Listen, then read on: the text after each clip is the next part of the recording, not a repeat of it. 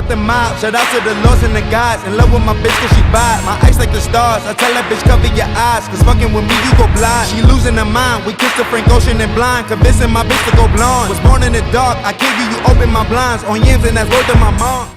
I couldn't find any normal footage of me not dancing, but let's get right into the video. So first I went in with Truffled in the semi-sweet chocolate bar. And I put that all in my outer corner and also into my crease. I also put the same color into my inner corner. And using that same color to connect the outer corner and the inner corner, leaving a gap for our glitter. Next, I went in with peanut butter and used it to blend out Truffled even more. I then used STILA's glitter eyeshadow in Smoky Storm, and here I am contemplating whether or not the glitter would ruin the look or would it make it look better. But you know, I put it on anyways, and I put it on just like how you would a cut crease with your concealer. I put it on my eyelid and then I would look up and then I would fill in the gaps where my glitter stopped. Next, I went into Licorice. And with a tiny precise brush, I put that above the glitter to add dimension to the eye.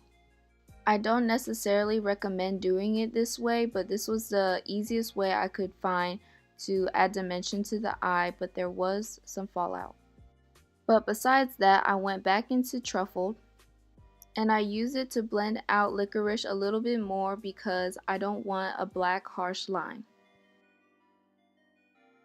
And then I went into the Amrezy Highlighter by Anastasia Beverly Hills, and I put that into my inner corner as my inner corner highlight.